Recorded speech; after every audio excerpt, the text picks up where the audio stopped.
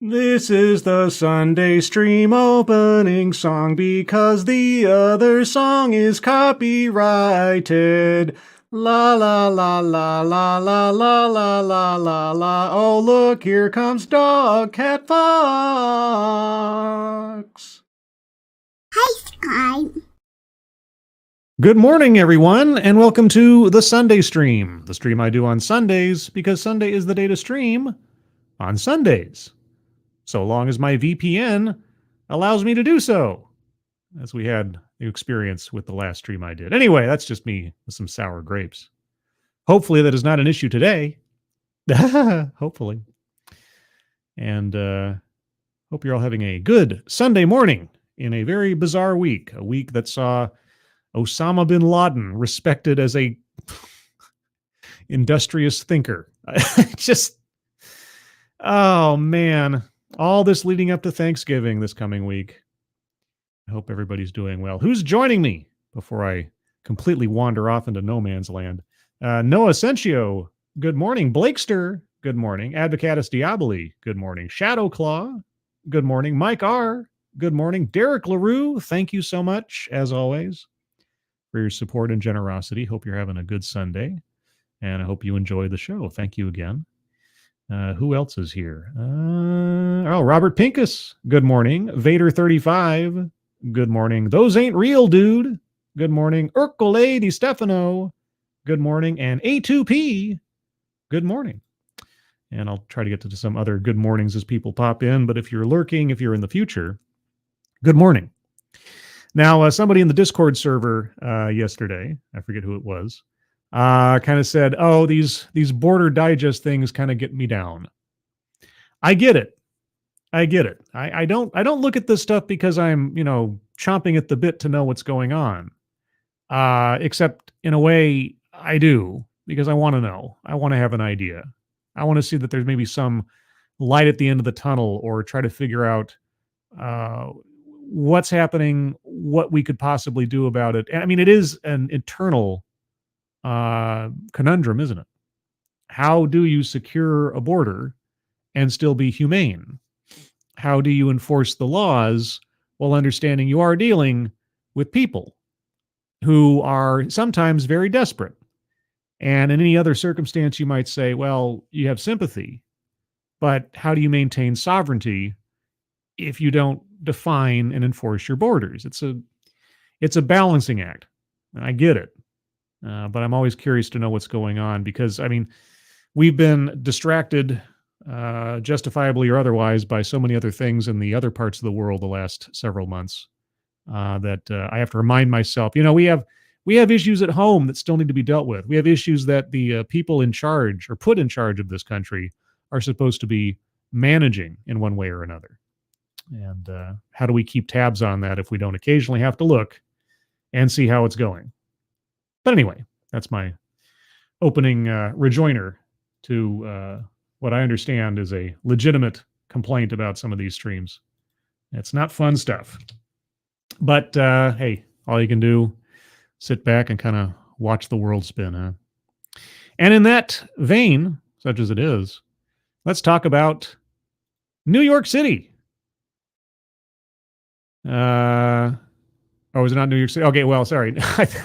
I got my stories mixed up here. I got a New York City in here somewhere. But yeah, so sorry, my brain is still waking up a little bit. I'm a little bit all over the place. Let me get back to some hellos before I completely lose you. Woodcutter, good morning. Alan Thyler, good morning with the happy hiya Dogcat Fox. Oh, Dogcat Fox. Wowie, wow, wow. That's a Weebo Jones Dogcat Fox. Thank you so much, Alan. Hope you're having a good morning. And good morning, One Ton Hammer. Did I miss anybody else? I don't think so. I hope not. But yeah, so fed up migrants who trekked thousands of miles to U.S. already heading home. Quote, American dream doesn't exist, unquote. Well, then they weren't asylum seekers, were they? I know. If you're traveling here illegally or otherwise, simply for the basis of your economic benefit, that does not qualify as asylum status or asylum justification under the law or otherwise. But let's see. Some Venezuelan migrants. Remember, Venezuela is the country that has no extradition treaty with the United States. That's why Venezuelans have been given particular benefits and considerations, especially by New York in their little crisis. That's why they categorized Venezuelans as having special rights and privileges, because they couldn't do anything with them. They can't deport them. So they're just kind of here. But even then, some Venezuelan migrants who trekked thousands of miles to the U.S. in search of a better life are so disheartened, they say they're already heading back home. Michael Castejon, 39, told the Chicago Tribune he has had enough after he, his wife, and teenage stepdaughter spent 5 months sleeping either in a police precinct or a crowded city shelter in the now brutally cold, windy city. He's also been unable to secure a job permit to enroll his daughter in a local school, or enroll his daughter in a local school. Two of the main reasons things they thought would bring a better life in the U.S. Two of the main reasons things they thought would bring a better life in the U.S. I think somebody forgot to proofread their copy before they published it. Quote, "The American dream doesn't exist anymore," unquote. Castejon told the paper on the eve of his family's departure. Well, yeah, the American dream usually is for American citizens, or at least those that get here legally. So, did you get here legally? Or were you trying to effectively steal opportunities from people who followed the law? Quote, "There's nothing here for us. We just want to be home," unquote. I thought this was home. I thought the home you left was the home you couldn't stay in. Or, right? Quote, "If we're going to be sleeping in the streets here, we'd rather be sleeping in the streets over there." Okay. More than 20,000 migrants have made their way to Chicago since August 2022, when Republican Texas Governor Greg Abbott began loading them onto buses and shipping them off to sanctuary cities. Many of them ended up sleeping at O'Hare International Airport, at local police stations, or the streets. Fed up with the lack of housing and job opportunities that they were just owed for showing up, apparently, Castejon eventually followed in the footsteps of other disillusioned asylum seekers. You're not seeking asylum, you're seeking economic benefit. You didn't say anything about asylum. It's like, well, you might as well use a Venezuelan street to sleep on than an American street to sleep on. Okay.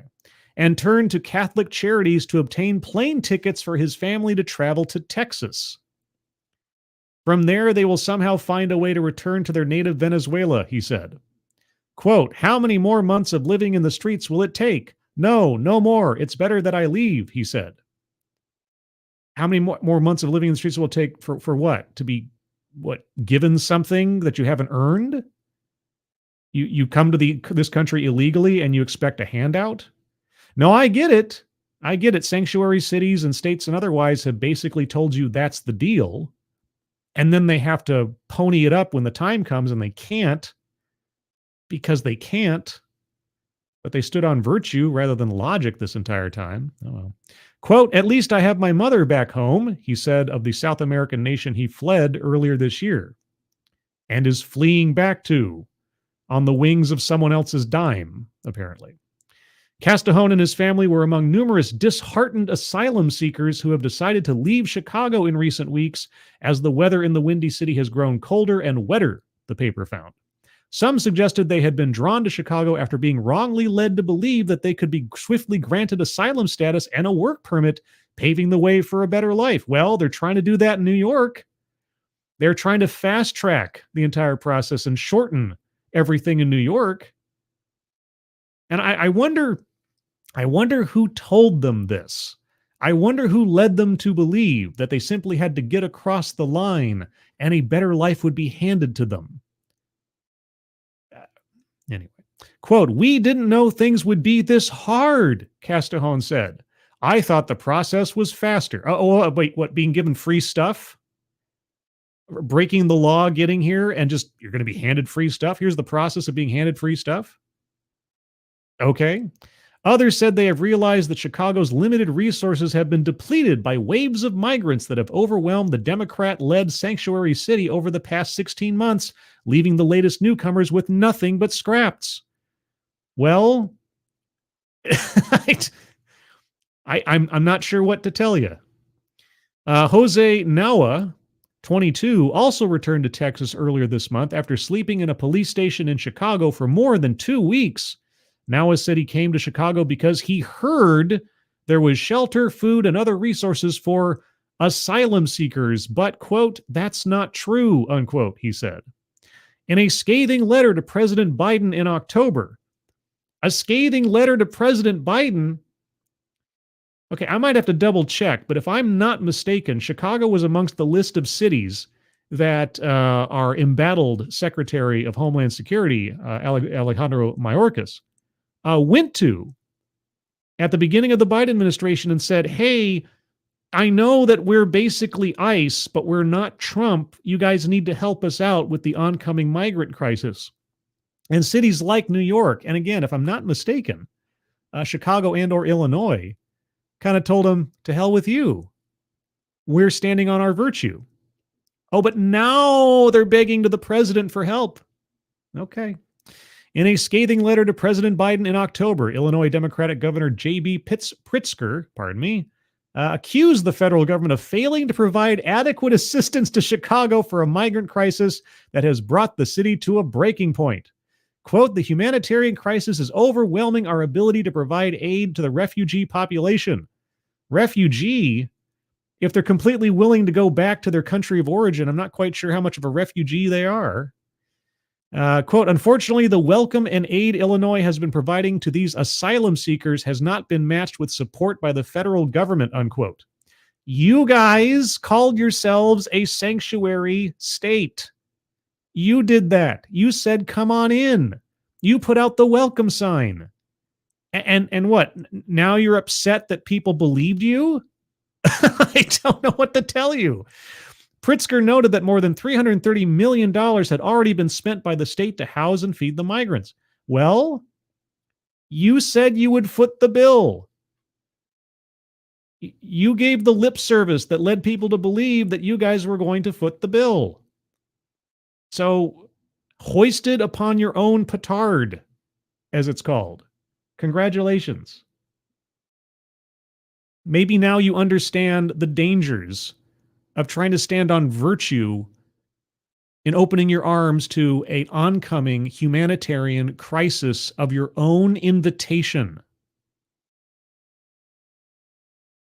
Anyway, that was from November 13th.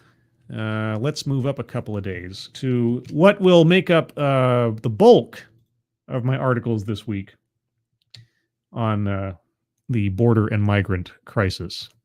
And that is what's going on in Texas, of course, because Texas is where it's all at.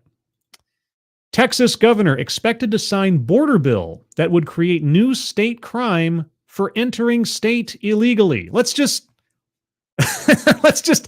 think about this for a second. Not only the redundancy of it, but also that it is necessary for the state of Texas to make illegal something that is already illegal. Can we stop and think about this for a second? Why would Texas need to restate the obvious and pass its own bill?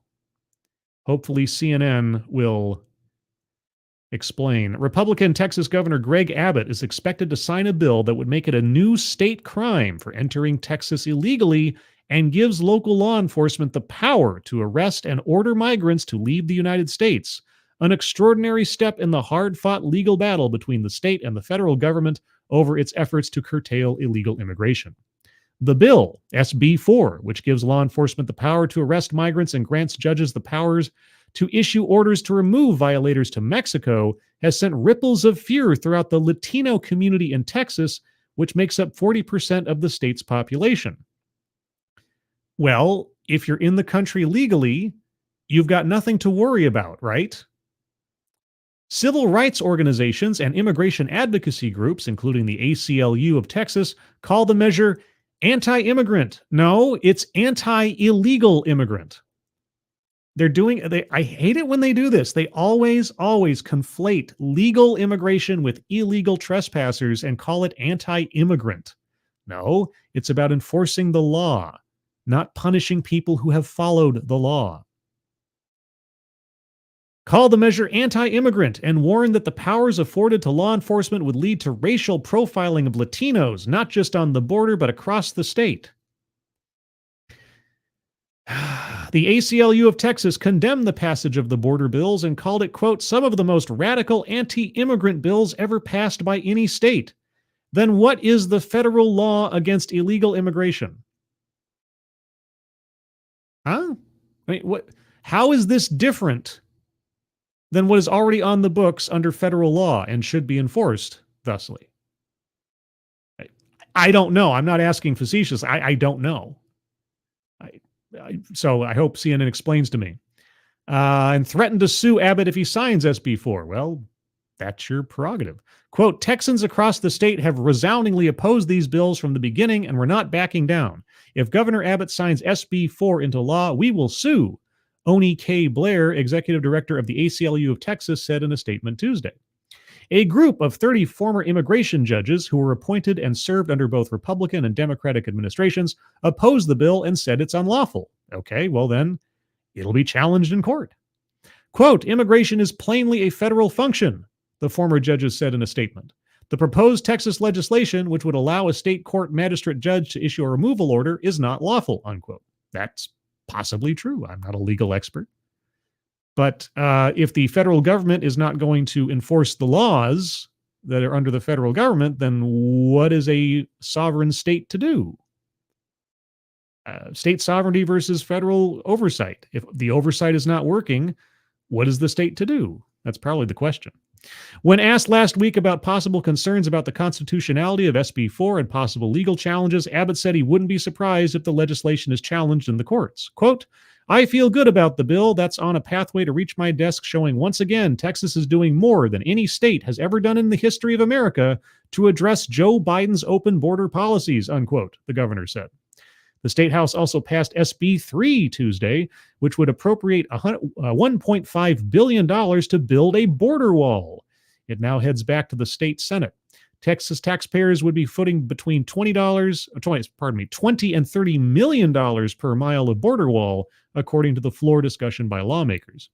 SB3 and SB4 were introduced last week after the Republican governor announced a fourth special legislative session with a focus on border security and education. The Texas Senate suspended its rules to swiftly move SB4 through the chamber in a matter of days. They fast-tracked it. Okay. Well, I mean, this will be an interesting test in the courts. If the state of Texas, and I'm assuming that this is this would be the strategy. If the state of Texas says, yes, there are federal laws on the books and federal powers that are supposed to oversee this. What happens when the federal government fails to enforce the law and a sovereign state has to bear the brunt of the federal government failing in its duties? Is it just supposed to sit back and allow federal malfeasance or incompetence to destroy the lives of people of that state, who the governor and everybody else voted elected there are supposed to protect the lives of? What do you do? It's going to be interesting. It might not pass constitutional muster, that's true, but it does bring up some very important questions now and into the future when it comes to things like this. The ongoing surge of migration at the U.S.-Mexico border has placed immense pressure on local and federal resources. Abbott and the Biden administration have sparred over some of the state's measures along the southern border in its latest effort to curb illegal immigration. Oh, you said illegal immigration? You actually used the phrase? Wow, CNN. Good for you. Democratic House members said the bill oversteps on the federal government's powers and echoes Arizona's immigration status provision, which opponents dubbed the Show Me Your Papers law. I thought it was the Papers, Please law. Show Me Your Papers law? It was Papers, Please. That was the phrase. Or am I just forgetting something?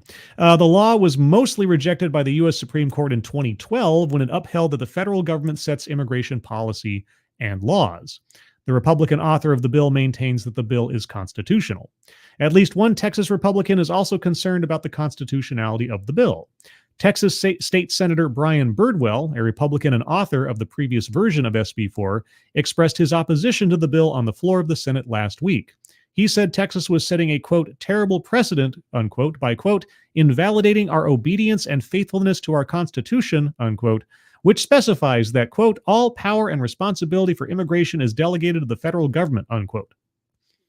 Yeah, but again, I'm betting the argument's going to be if the federal government does not fulfill its responsibilities in enforcing the border and immigration laws, and the fallout from that lack of enforcement falls upon a state, what is that state to do to try to remedy the situation for itself?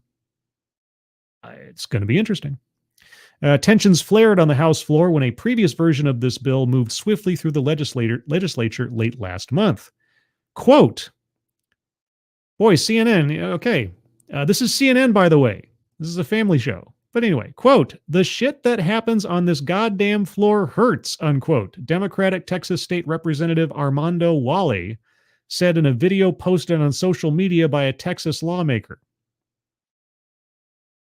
You know, I'm not a prude or anything. I just miss the days when our public servants, express themselves a bit more, I don't know, articulately. I don't know. Could you find a more poetic way to complain about it? The good old days. Wale, a Mexican-American lawmaker representing a predominantly Hispanic area of North Houston, issued a statement after the video circulated social media saying the legislation moving through the Texas legislature will put Latino families, including his family, in danger. Why? Quote, this is an emotional issue. This affects my family and puts so many families like mine at risk. We come to the Texas House as lawmakers to advocate for our communities, to protect our people, Wale said in a statement. Are your people criminals? I don't know what to tell you. Are we to assume that all Latino families are not here legally? Or what? Why are all Latino families in danger? If you're stopped at a traffic stop and you do not have legal identification, if you cannot show proof of citizenship or residency, whether you were Latino or white or Asian, should the police not act? What? Okay. What would be the function if ICE pulled somebody over, right?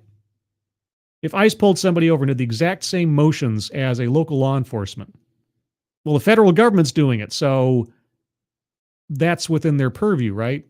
Local law enforcement does it, suddenly it's what, racist?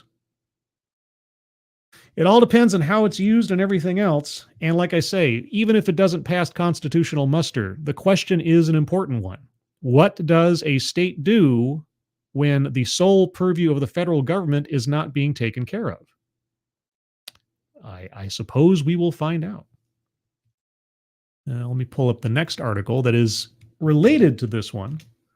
But before I get too deeply into it, I'll go to the chat real quick. I'm sure you guys have some things you'd like to say. Roan Harushan, Papers, Please sounds so much better, so they made a game about being a border control employee. Yeah, Papers, Please. I think that game came out before that whole controversy occurred. I could be mistaken, but I seem to recall that one was out before the other. Let's see. Advocatus Diaboli, yes, they set immigration laws, meaning they decide who can and cannot immigrate, but the state can still act upon their own. They just cannot determine what makes you legal or not. Well, this is going to be, like I say, this is going to be the test. This is going to be the argument, right? What is the fail-safe if the federal government does not fulfill its responsibilities? Is a state having to bear the burden of the federal government's inability or decision not to enforce the laws correctly or effectively? I don't know. I guess we'll see. Let's see. Anybody else? Anthem Ward. Texas should just leave the union. They have it in their constitution. It would solve all the problems. Yeah, no. Texas wouldn't be able to survive a week detached from the United States. No military. They'd have to negotiate for all power and water. All the federal assistance that they get, on and on and on. Now the Texas secession movement and everything is, yeah, they wouldn't want the future they would get detaching themselves from the United States. As much as they might say otherwise, they wouldn't be able to operate. That's what makes us both a strong union, but also an interdependent union. I don't think there is a state that could stand on its own economically, energy-wise, militarily, etc. The way things are intertwined at this point. So, yeah, I mean, maybe Alaska. There's enough to actually no. Russia would take over Alaska toot sweet, like if Alaska decided to secede or something. So, anyway, moving on. Fallout from this same thing. Mexican government Dallas groups plan Know Your Rights training in wake of border bill. Community leaders say they'll provide workshops as Governor Abbott is expected to sign a bill giving Texas officials more authority in immigration enforcement. El Paso. Mexico's government on Thursday began providing, quote, immediate, unquote, legal help for undocumented immigrants in Texas who will face wide-ranging consequences generated by a sweeping border security bill that grants state authorities the right to arrest and deport migrants. The proposed Texas legislation, expected to be signed by Governor Greg Abbott soon, will create a new state crime of illegal entry from a foreign nation, making it a Class B misdemeanor.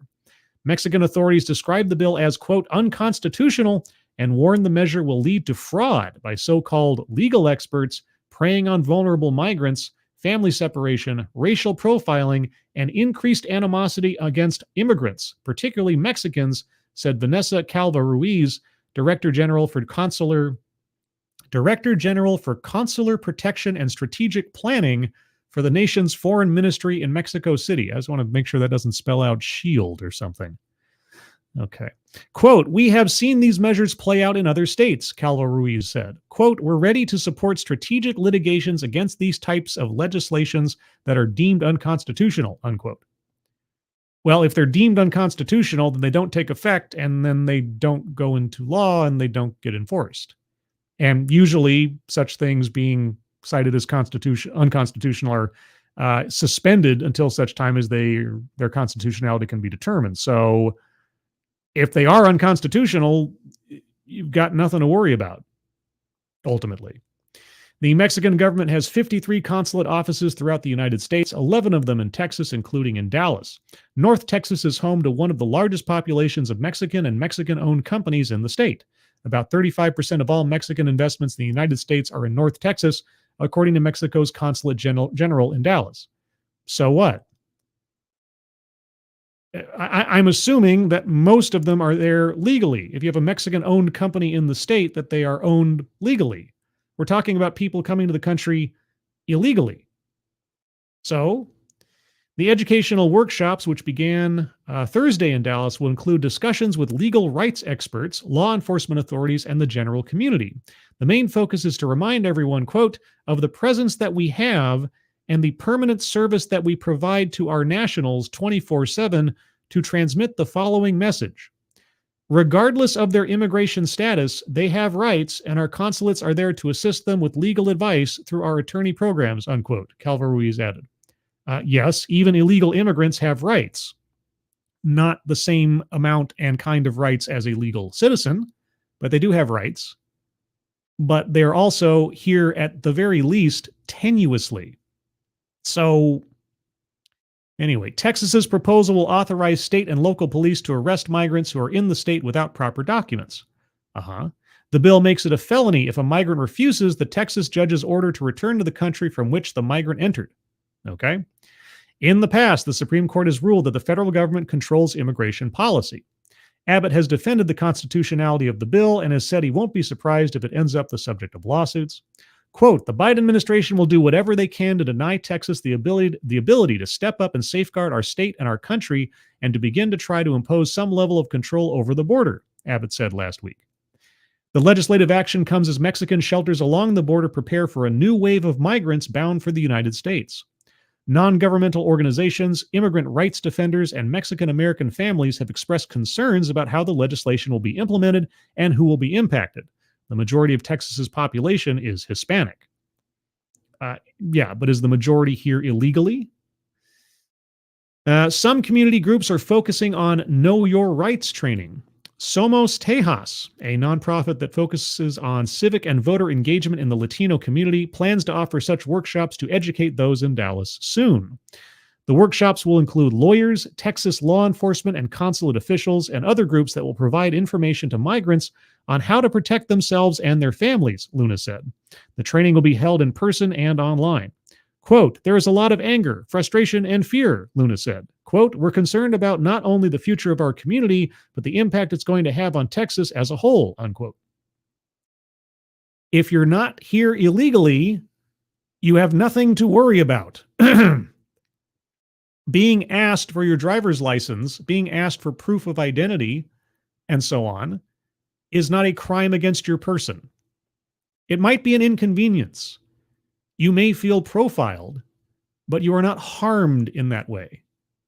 So, Comadres Unidas y Más, I may have mispronounced that horribly, but I tried, which connects Hispanic communities in Dallas with resources, will be doing similar training, founder Myrna Mendez said. Mendez expects group members to be out in force with flyers, information sessions, and outreach events to help Latinos in Dallas understand the impact of this bill, what their rights are, and how to respond if they feel threatened. Mendez noted that her group has worked tirelessly to build trust between Latinos and several North Texas police departments.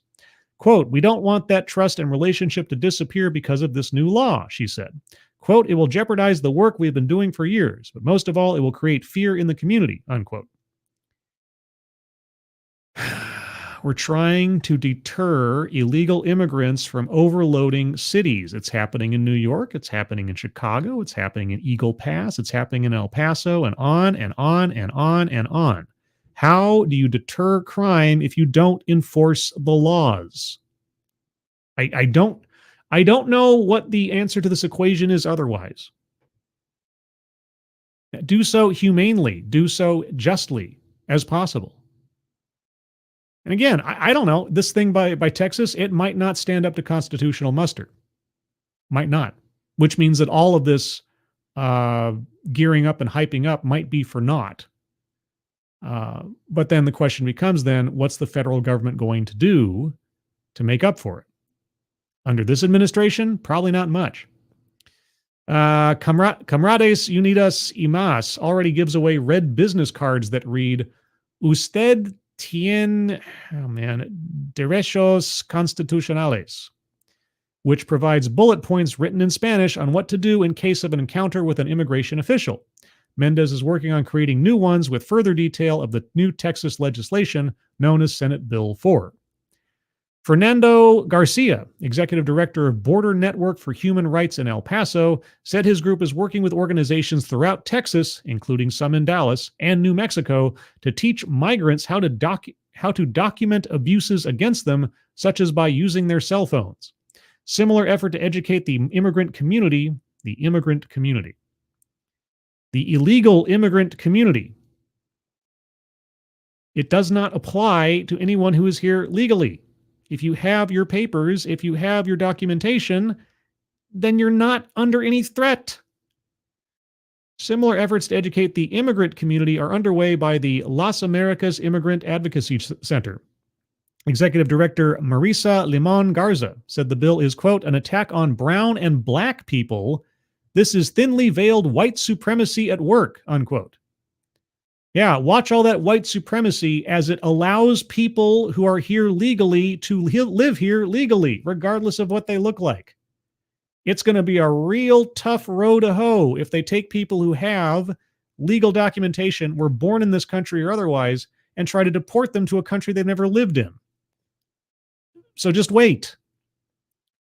On the state line between El Paso and New Mexico, there's concern among people like Hortensia Garcia Lopez, 42. She is a native of Mexico and resident of Sunland Park, New Mexico. Near her are a number of Texas troopers looking for human smugglers. Okay, quote, just based on our color of skin, we become suspect, she says. Makes you think twice about crossing the borderline to Texas. Have you become a suspect? Wait. I'm missing a connection here. All right. Hortensia Garcia Lopez 42. She is a native of Mexico and resident of Sunland Park, New Mexico. So is she there illegally? Near her are a number of Texas troopers looking for human smugglers. Okay, well, is she a human smuggler? But even if she's not a human smuggler, is she here illegally? What? Okay, many in New Mexico rely on neighboring Texas cities for access to specialized medical care, shopping, air travel, and more, noted Leonardo Castaneda, an immigration and policy advocate of the ACLU of New Mexico border and immigrants' rights activist. Castaneda fears that once the legislation becomes law, it's not guaranteed it will become law, but okay, it will deter many from accessing necessary services. He said the ACLU rejects such measures by what he called, quote, extremist politicians, unquote. He said the group stands, quote, in solidarity with our colleagues in Texas in opposition to this bill, unquote. I don't know what to tell you. I don't know what to say. How do you enforce the law without enforcing the law? Without having consequences to actions that violate the law? I don't know. Like I say, I don't have an answer to this problem. It's just a constant conundrum, apparently. But like I say, it'll be an interesting test in the courts of states' rights and state sovereignty versus federal government incompetence now and going forward. But like I say, it might very well be found unconstitutional, never take effect, and so on. But it is an interesting question. Related to this, more from the Mexico side of the equation, Mexico rejects Texas' proposal to allow state police to deport undocumented immigrants. I'm not quite sure what Mexico's opinion on the matter has to do with it, but I guess we'll find out momentarily. The Mexican government on Wednesday responded to the Texas legislature's passage of Senate Bill 4, which creates a state crime for entering the state illegally from Mexico and allows state and local authorities to deport undocumented immigrants, saying it, quote, categorically rejects Texas's latest proposal to arrest and deport immigrants to Mexico. Quote, the government of Mexico reiterates its rejection of any measure that contemplates the involuntary return of migrants without respect for due process, unquote, says the statement from Mexico's Secretary of Foreign Relations. I thought the Senate bill said that you will be deported back to your country of origin, not necessarily Mexico. But maybe I missed something. It added that Mexico, quote, recognizes the sovereign right of any country to decide the public policies that should be implemented in its territory, unquote. Mexico also has a right to defend the estimated 10 million people of Mexican origin in Texas and, quote, establish its own immigration policies in its territory, unquote. If they're of Mexican origin, but they're not in the country legally, they don't belong, right? I mean, what would Mexico do with 10 million, I don't know, Germans that showed up illegally into Mexico? Would they have to tolerate having 10 million Germans illegally in Mexico because the German government said you can't send them back here or something? Like, what then? Quote, the government of Mexico categorically rejects any measure. You're right. Okay. Does this repeat themselves? Yes. Okay. The statement did not explicitly say that Mexico would refuse to accept migrants removed from Texas under SB 4, which has passed both chambers of the legislature and will become law if Governor Greg Abbott signs the bill.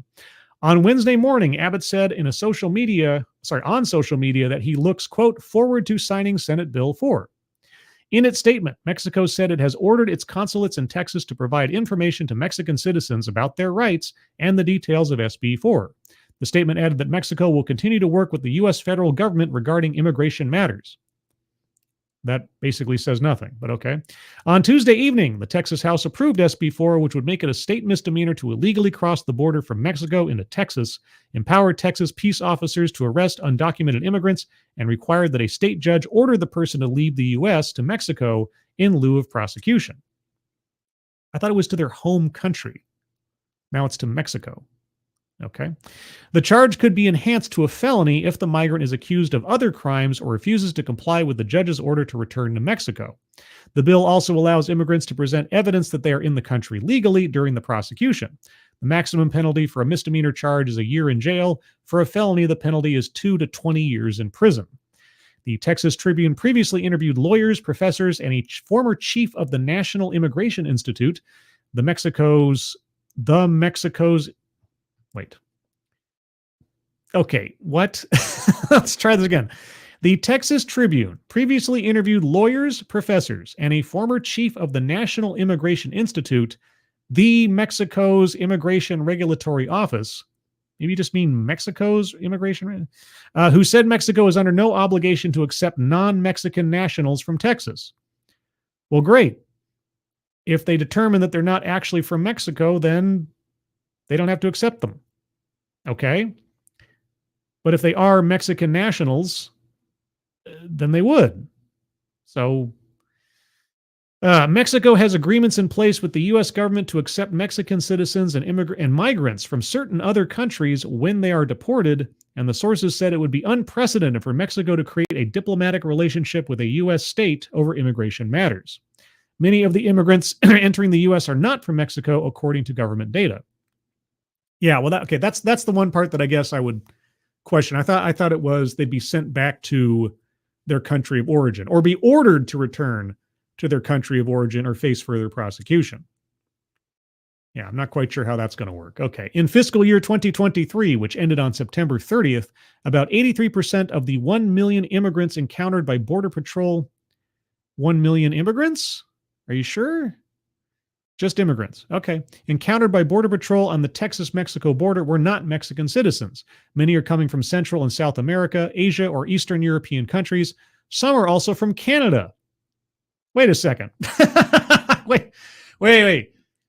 So Canadian citizens are being encountered at the Mexico-U.S. border.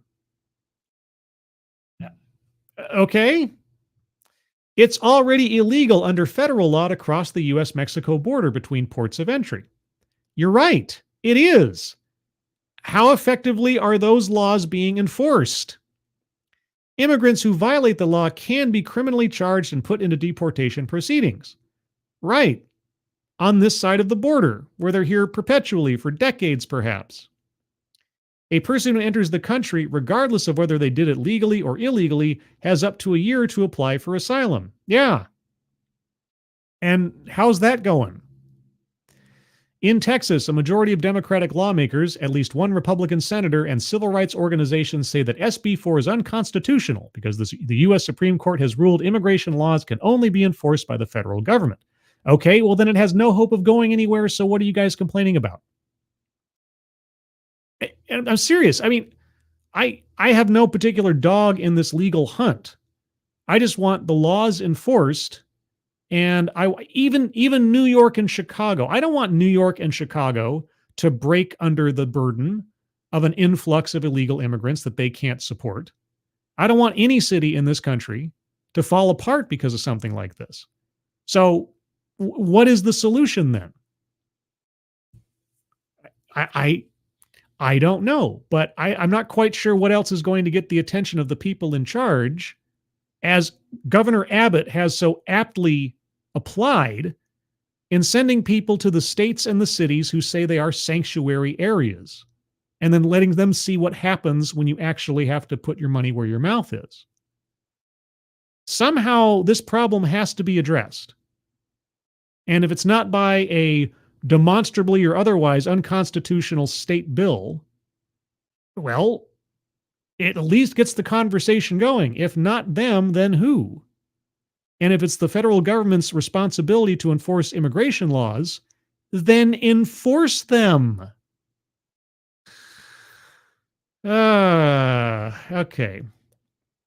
Let's see. Say that SB 4 is unconstitutional because the U.S. Supreme Court has ruled immigration laws can only be enforced by the federal government. During debate over the bill, Democrats warned that it could lead to civil rights violations against both immigrants and U.S. citizens who may not have their papers handy when stopped by police. Well, then it's always a good idea to carry identification on you. You know, I don't drive, but I have my driver's license on me anytime I go out, just in case. I don't know. Maybe that's just me. In a landmark 2012 case, Arizona v. U.S., the U.S. Supreme Court ruled that local police didn't have the authority to arrest someone solely based on their immigration status, and that responsibility falls to the federal government. Okay. Well, then SB 4 is dead on arrival. So what's to worry about? During a debate in the state Senate last week, Senator Brian Birdwell, a Republican of Granbury, who sponsored a similar proposal during a previous special session that would have required the state to turn arrested migrants over to federal immigration officials rather than deporting them, criticized SB 4. Quote, "We are setting a terrible precedent for the future by invalidating our obedience and faithfulness to our Constitution," Birdwell said, before returning to a frequent Republican criticism that President Joe Biden has failed to secure the southern border. Quote, "President Biden's failure to obey his oath does not compel us to violate ours," unquote. Yeah, not a bad point. So like I say, if nothing else, SB 4 gets people talking. And as well, pardon me, New York and Illinois and other places around the country that are only now having to deal with the problem themselves, they're begging the federal government for assistance, right? Okay. We see this in New York. We see this now in Chicago. What happens if the federal government does not respond or cannot respond or is unable to hold up its duties under the Constitution? What is a state, what is a city to do? Just sit back and let everything go to pot? I don't know. I guess we will find out. Let's move on to the New York Times. But I'll get to that momentarily. A few more comments from the chat as I take a small breather here. Talking a bunch requires some lubrication of water, cool, clear water. Berkeley DeStefano, when I lived in Arizona, I heard Mexican immigrants saying there were too many white people in Mexico. Ironic. Okay, interesting. JB, 10 million Germans, there would be bratwurst and beer everywhere. Yes, bratwurst and beer everywhere. Let's see. Advocates Diaboli, if they came from or through Mexico, they go back to Mexico, and then Mexico can deal with them. They let them pass through in the first place. There is something to be said for that. I mean, Mexico is not blameless in this problem. They have a border. They have their part of their side of the border. I don't know. I mean, if I tried to illegally cross into Canada, right, I'm assuming the U.S. agents on the Canadian border would have some responsibility to try to stop me. One would think. So, let's see. So let's go on to this one. More migrants on terrorism watch list crossed U.S. border. More than what? More than when? The numbers are a minuscule percentage of the total arrested after crossing the border, officials said. Well, I mean, just one possible terrorist. I mean, in the grand scheme of things, who cares, right? Oh yeah, tell me how many such individuals did it take to force us all to take off our shoes before getting on a plane?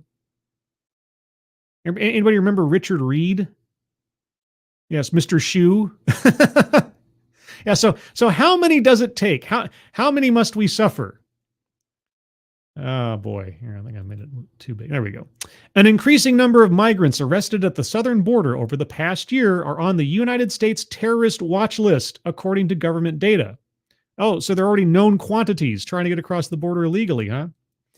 From October last year to this September, officials at the southern border arrested 169 people whose names match those on the watch list, compared with 98 during the previous fiscal year and 15 in 2021, according to government data. Wow, 15 to 98 to 169. Well, good. Because as we know, the magic number to do the most maximal damage so far is 19. So, wow, this is comforting. but that is a minuscule fraction of the total number of migrants who were apprehended at the border over the past year, more than 2 million. Well, again, I'll ask, how many does it take to cause a problem? Big problem. Right now, 19, at least as history has shown us. Right? You just need 19 people, and then everything falls apart. The increase appears to reflect at least two factors: a surge in illegal crossings and the number of people arriving from a wider variety of countries than in previous years. Still, Republicans have seized on those numbers to assail President Biden for border policies that they say make Americans unsafe. Okay. Go back to 2001. How many did it take to bring down the world practically? 19. So if we're going from 15 to 98 to 169, and those are just the ones that we know we've identified and caught. Are you going to at least give some credence to the concerns? Representative Mark E. Green, Republican of Tennessee and chairman of the House Committee on Homeland Security, pointed to the arrests on Wednesday during a hearing on global threats to the United States. Quote, "Why would these individuals, who under the previous president only 11 attempted to cross and were caught, suddenly feel like they could try and succeed?" he asked. Well, it's not an invalid question. And then parenthetical, during the 2017 to 2019 fiscal years under President Donald Trump, a total of 11 migrants on the watch list were arrested at the southern border. Parenthetical. Quote, "And those are just the ones we know about," Mr. Green added.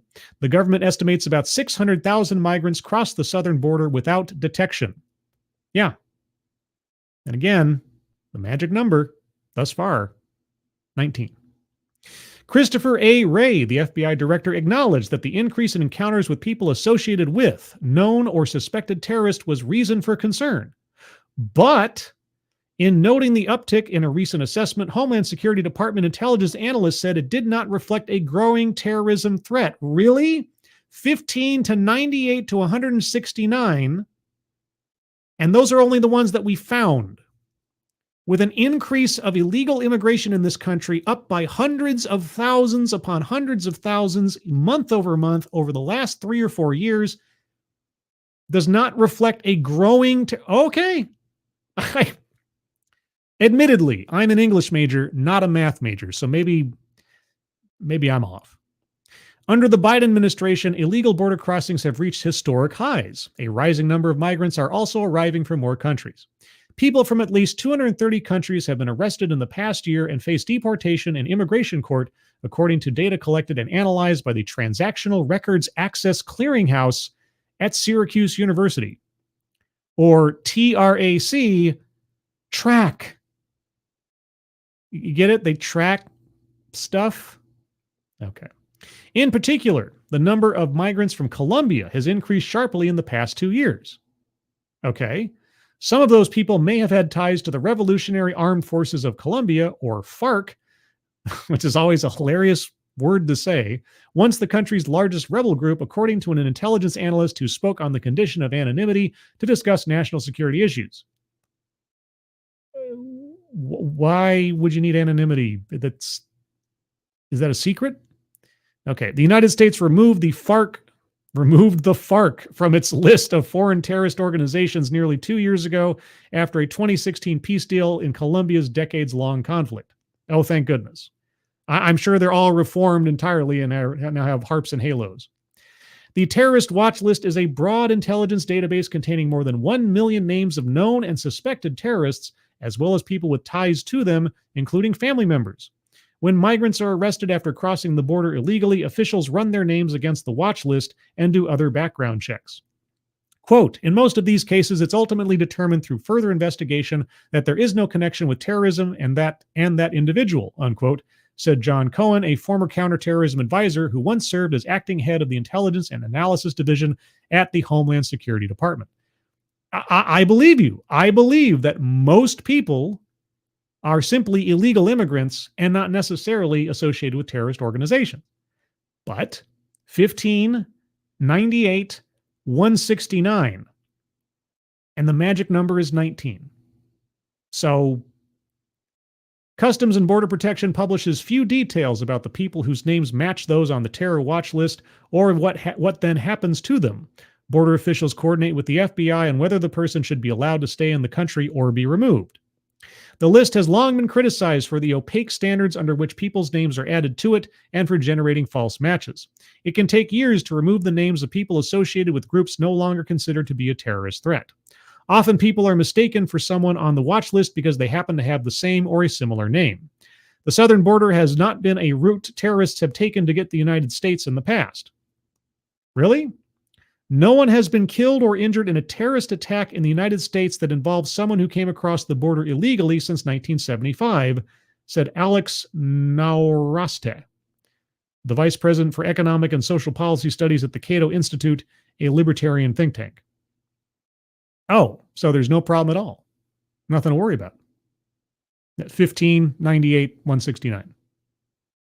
Okay. I mean, if you say so.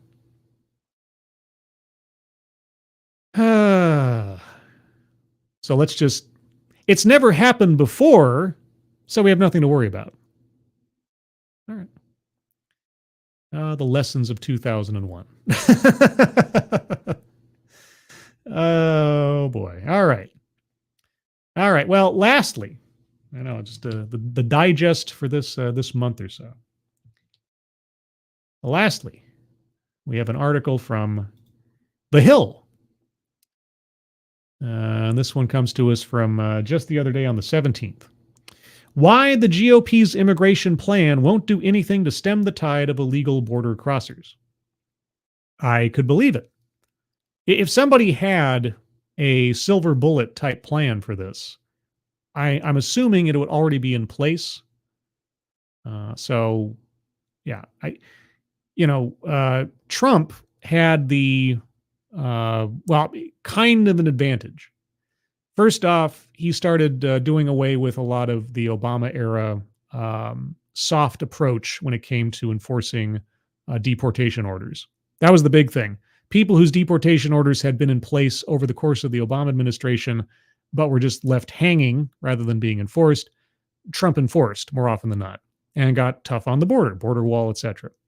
And then, if you want to call it a silver lining for immigration policy, Trump's use of Title 42 during the pandemic to further restrict movement at the border also effectively helped enforce the border more so than had been previous. Then, of course, all that went away with Biden showing up.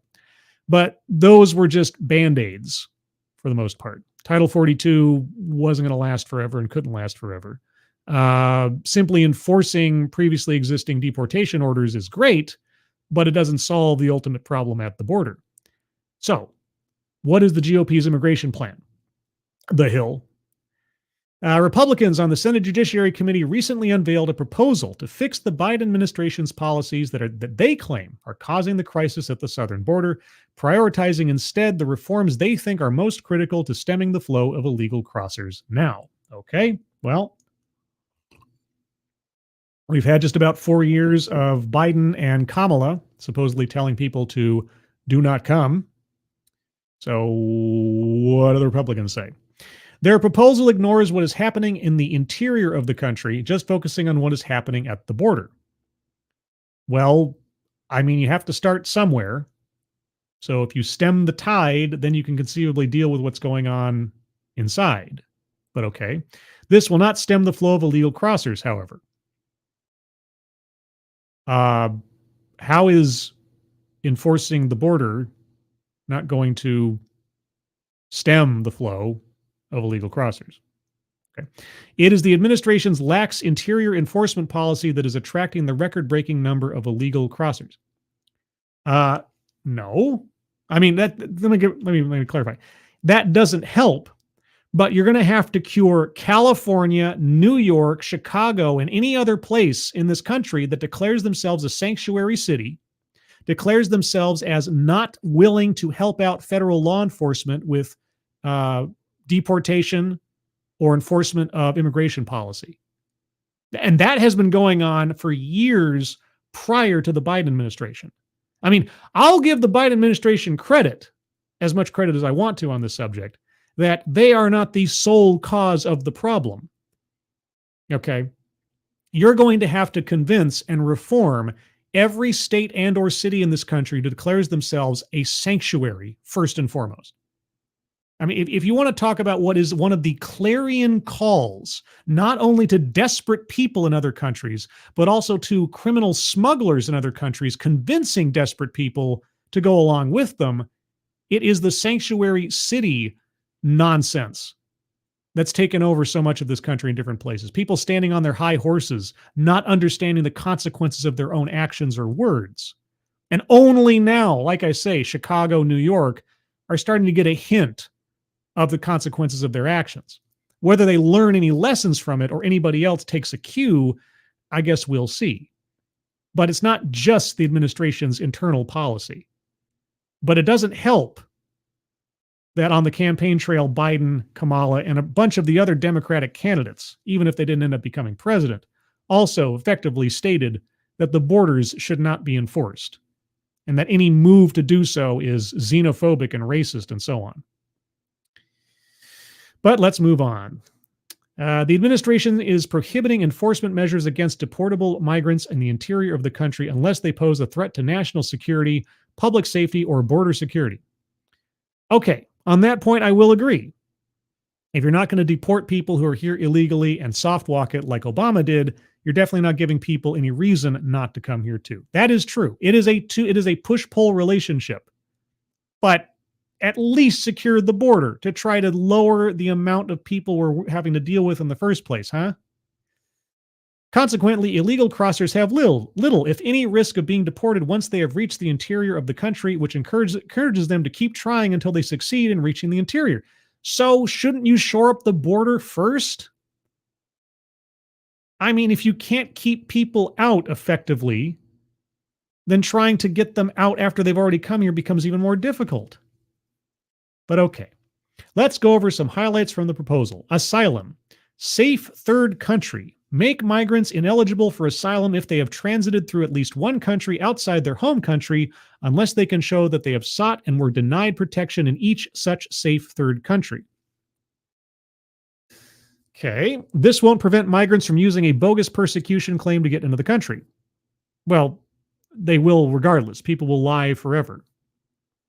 If you put more consequences on it for things that you can prove, then it becomes more difficult. But a criminal is going to break the law because they're a criminal.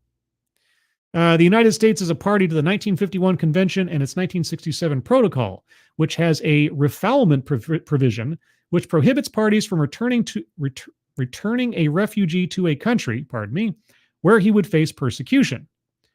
Well, right, that's the whole asylum thing. If you can prove that you're actually coming from a place or a situation that is untenable, right? Okay.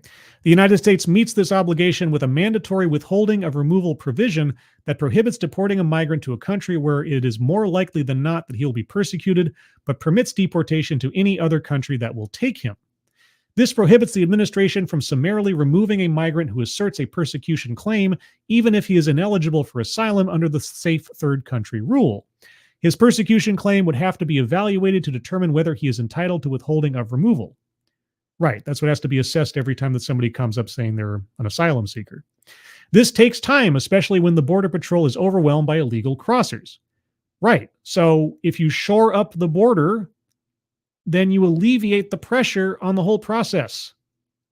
And the Border Patrol can hold illegal crossers for only 72 hours before transferring them to ICE, which detains only around 35,000 migrants.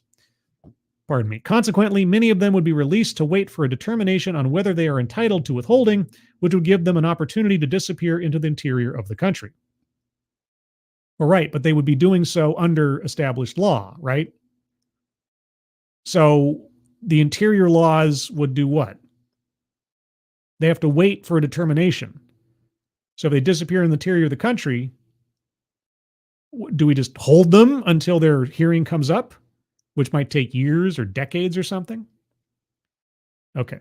Eligibility raises the asylum credible fear screening standard from significant possibility to more likely than not, which would weed out non-meritorious persecution claims earlier in the asylum process.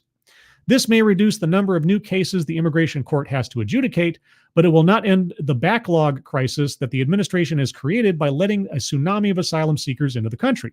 Well, you're right. So, okay, wait. So far as I understand, the argument of this article is that shoring up the border isn't the biggest priority. We have to do stuff to the interior of the country first.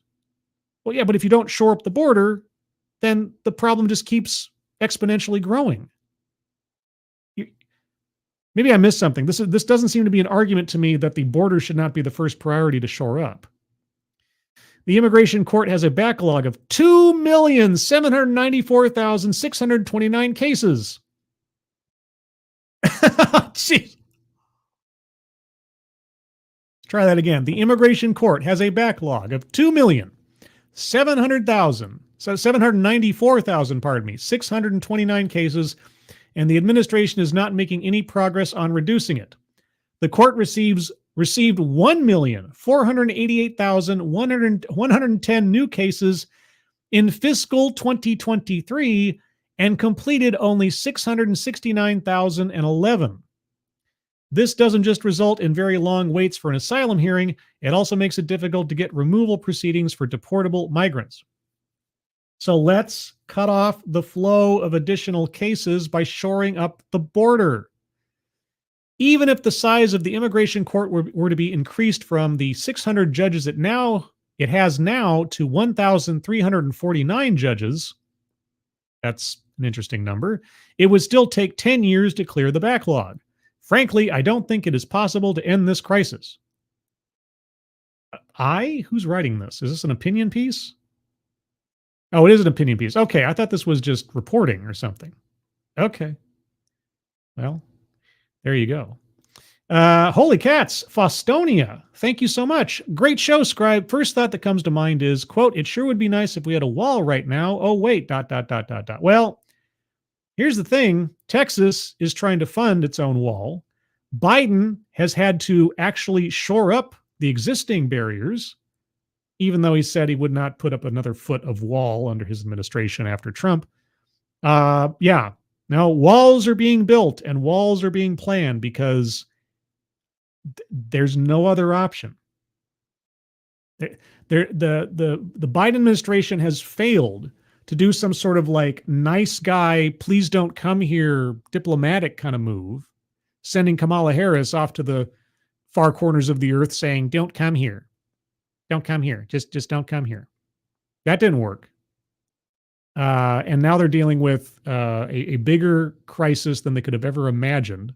But that anybody listening to the rhetoric of the Biden administration during the campaign, and certainly the sanctuary cities over the last 10 years or so, knew it was coming. The time was coming. So yeah, it would be nice if we had some kind of like something to stop people or prevent people or reduce the number of people getting across the line. But time will tell. It's going to be an interesting campaign season upcoming for many reasons. Immigration just being one of them. Thank you, Faustonia. Port of entry. Limit asylum seekers to making their request at a port of entry. From January 2023 through the end of September, CBP used the CB1 program. Yes, the app, the glorious app, to interview nearly 278,000 migrants at a port of entry. 278,000. How many illegal or otherwise crossers have we had in the last 6 months alone? 278,000 out of how many? It takes an average of 90 days to get a CBP1 interview. As of July, there were 104,000 migrants waiting in Mexico for an interview. The wait would get much longer if port of entry interviews became the only way to pursue an asylum application at the border. And when they get impatient, they go to cross the Rio Grande or jump a wall or who knows what. Migrants who can't or don't want to wait will have to resort to making an illegal crossing. No, they don't have to. That is a choice. It's like, well, you know what? I've waited too long. I'm going to go break the law. They don't have to. They don't have to resort to anything. They could just follow the rules. In fact, the Border Patrol apprehended 188,778 migrants in October who chose to make an illegal crossing instead of waiting for a CBP-1 interview. Well, that was their poor decision-making, wasn't it? They didn't, I have no other option. I must cross illegally. Or you could wait. Or you could do your research before you come here or head to the border and understand you're not going to be given an instant pass. But then I wonder who might have put into their heads the idea that they would receive an instant pass. I can't imagine who has been putting out rhetoric for years and years and years now that if you just make it to the border, if you just cross that line, everything's golden. Yeah, there is an interior problem, but holy cats, can we at least start with stemming the flow? Border security, construct border walls between ports of entry. Aha! This is a long-term project, not a crisis solution. Well, let's get started. It's just, you're right. It's not a crisis solution. Imagine if we had started in 2016. Imagine if we had started in 2016. Imagine if the opposition to the wall project had not been there back in 2016. Imagine what 8 years worth of progress on such a project might be putting us at now. But no, it's you're right. You're right. It is not a crisis solution. There's no Band-Aid in building a wall. You're right. It won't stem the flow of illegal crossers now. You're right. You're right. But imagine if we'd started 8 years ago. A construction expert estimated that the previous administration would have needed at least 10 years to achieve its limited objective of just putting walls where they were needed. Oh man, 10 years. That's just 2 years off from now, effectively. At least in the political scheme of things. Holy cow. We'd already be there, practically, if we'd put a concerted effort behind it. Parole. Prohibit the administration from using broad class-based criteria to grant parole and clarify that parole is to be used rarely. The administration tried to reduce illegal crossings with a carrot and stick strategy that combines an expansion of parole programs with adverse consequences for those who still choose to make an illegal entry. It didn't work. Illegal crossings dropped initially and then returned to previous levels. Yeah, because people were waiting to see what the effect would be before tiptoeing through the tulips once again. Prohibiting this use of parole would eliminate let me try that again. Too many P's in the sentence. The alliteration is driving me nuts. Prohibiting this use of parole would eliminate these parole programs. But that doesn't mean that the migrants who are depending on them won't come anyway. It just means they would have to resort to making an illegal crossing. They don't have to. They're not being forced to cross the border illegally. They would just have to. Anyway. Return to a contiguous country. Return migrants to Mexico during their immigration proceedings if they can't be detained or removed to a safe third country. Human Rights Watch has reported that this program exposes migrants to the risk of being kidnapped, raped, or subjected to extortion and other abuses in Mexico.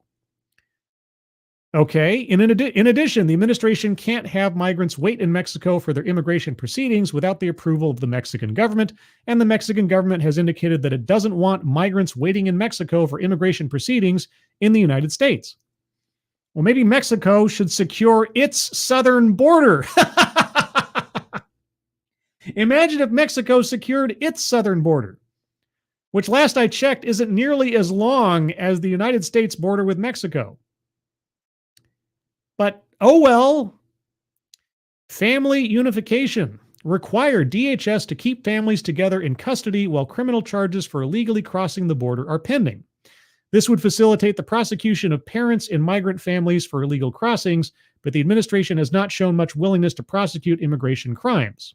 According to Track Immigration, the fiscal 2023 immigration prosecutions were down 72.1% compared to 5 years ago. So let me get this straight. And I do agree with the article's author about the Biden administration not enforcing the laws as they exist already in the interior. But all the same, the prosecutions have dropped 72.1% compared to 5 years ago. The Republicans need a better plan. This one is inadequate and likely to just increase the number of illegal crossings.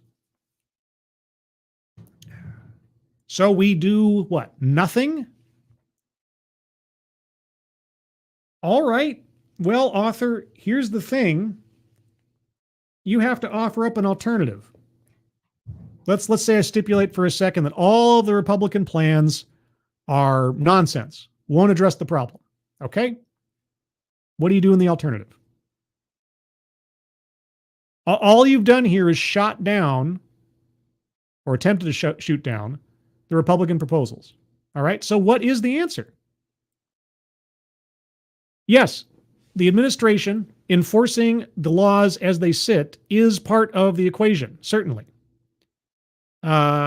Encouraging or somehow forcing state and local legislatures to stop the sanctuary mantra is also an important one. I can only hope that what's happening in New York and Chicago and elsewise right now is making such cities and states reconsider their sanctuary declarations. That would help quite a bit, probably a lot more than you imagine, if they were to do that. But at the same time, what Biden is doing by not enforcing the law, by soft walking on this because he doesn't want to be seen as racist or xenophobic or Trump-esque. Yeah. He's just building a rod for his own back. So again, it's going to be really interesting to see what happens in this election cycle because this is a major issue. And the big cities are only now seeming to understand that. Now that they have to have a taste of what the southern states have been dealing with for years. Hey, but before I wrap up, let's see. Q Continuum, Scribelight. Fixing the hole in the boat won't clear the water out of the boat. We need to leave the hole in the boat and focus on emptying the water from inside the boat. Sarcasm. That's the theory. It has to happen from both sides, right? But at the very least, the first thing you should do is crack down on what's happening at the border as much as possible. Yeah, building a wall takes years. Shoring up the barriers and things takes a long time. If only we'd started, I don't know, 8 years ago. Maybe that. Yeah. But there was all this opposition. Oh, it's xenophobic. It's racist. It's this, that, or the other. Yeah, well, what do you think about that now, New York? What do you think about that now, Chicago? Let's see.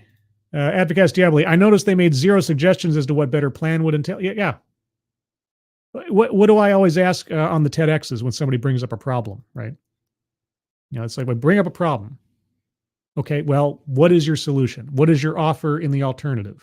If what's going on now is so wrong, then what's your idea?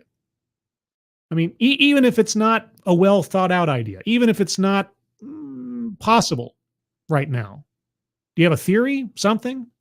If what we're doing right now is so broken, and I'll stipulate, sure, whatever it is, it's broken, all right? What is your proposal to try to alleviate it?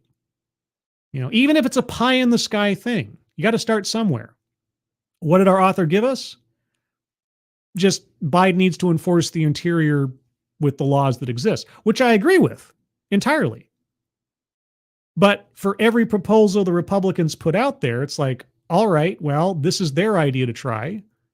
What's yours? I don't know. Let's see. Anything else from anybody else before I... Devil Fruit Zero, accept our fate.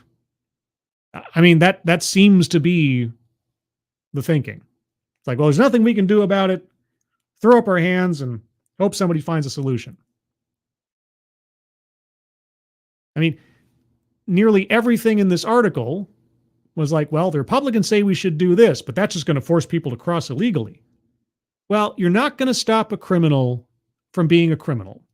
If someone is willing to put their life on the line to break the law, there's not a whole heck of a lot you can do to stop that person. Whether they're successful or not, that's up to them, fate, and the law. But a locked door only keeps out an honest man. Right? That's the rule of the universe. But, you know, walls can stem the flow. They can make it more difficult. They can disincentivize people from trying. A big enough lock, you might deter even a dishonest man. But if he's really intent on trying, he's going to try. And I loved in this article how it's like, if they did this, that would just force people to cross illegally. Well, what? If you set a law, that's just going to make people break it. That's your argument? That's your rejoinder? Republicans say this. Well, that's just going to make people break the law. Anyway, everyone, there's the digest for this month, I suppose. I guess I do this kind of monthly. Programming note, you will find me scheduled tonight on the Midnight's Edge After Dark channel at 6 p.m. Pacific, 9 p.m. Eastern for the shit list, where we're going to go over our top 5 Thanksgiving or family thankful type movies. We kind of broaden the category a bit to include more than just movies that deal with Thanksgiving, because there's only so many where Thanksgiving is the central theme of the movie. So look out for that at 6 p.m. Pacific, 9 p.m. Eastern tonight on the Midnight's Edge After Dark channel, where Tom Connors, myself, and the rest of the gang will talk about movies and be nerds for a couple hours. Also, I have a Discord server. Link is in the chat. It's good for 1 day. All you have to do is click on that. You'll find yourself on the landing channel called Say Hello. And in addition to saying hello, you also have to give the secret word. The secret word will tell me and my moderators that you actually watch the show and deserve to be part of the Discord server. And today's secret word is track, T-R-A-C. That's something I hadn't heard of before and I learned about in this stream. So there you go, T-R-A-C, track. Just say hello, track, and you'll become a member of the Discord server. As well as that, Thursdays, this coming Thursday as well, even though it is Thanksgiving, I'll be doing a TED Excellence, a Thanksgiving TED Excellence. I'm not quite sure how that's going to work yet. I'll see if I can find a Thanksgiving TEDx or something dealing with something thankful. Maybe I'll do a marathon since I have the day off the next day. But that'll be at 6 p.m. Pacific, 9 p.m. Eastern next Thursday for TED Excellence on this channel. Look for that. I also occasionally do ambush streams that hopefully do not get ambushed in my internet connection again, like they did last time, on different subjects about different things at different times. But all of that being said, my voice is starting to fail me, and so I shall end things here. Everyone, thank you so much for joining me for this. I realize I didn't get to everybody's comments in the chat. Please leave a comment afterwards if you would, to let me know what you think about these subjects. And if you have any suggestions or ideas that would help things out, seriously or comedically or otherwise. Also, if you haven't already, please leave a like on the way out. I'd appreciate that. And share this out if you think people that you know would be interested in it. Same goes for any other content creator you appreciate, whatever genre. If there's somebody out there whose stuff you like to watch or find entertaining, let people know that they're out there to be found, because you guys are our best algorithm. With that, moderators, thank you for keeping an eye on things, even though everyone here is so well behaved. Even with such contentious issues as these, you have very little to do. Everybody who donated, either to myself or to the fundraisers I totally forgot to mention at the top of the show because I just can't remember to do that. Please, if you haven't already, take a look at the fundraisers pinned to the top of the chat box. They go to our friends James Colley, Grisella, Maddie, and Angry Illinoisian. All of them in different ways have experienced a hardship recently that they could certainly use your help with if you can extend it. If you can donate, please do so. If you can't, that's fine. But if you can share those out on social media so the word gets around, that is very much appreciated. Everyone, thank you so much for joining me. Hope you have a good rest of your Sunday and weekend. Hope you have a good week ahead of you. Short, hopefully, for those of you that have the days off. If you don't, I hope you have a good week either way, and have a good Thanksgiving with your family or with yourself, whatever your circumstance is. I hope you're all safe and well. If you're not well, please get well soon, and I will see you on the next one. Take care. Bye-bye.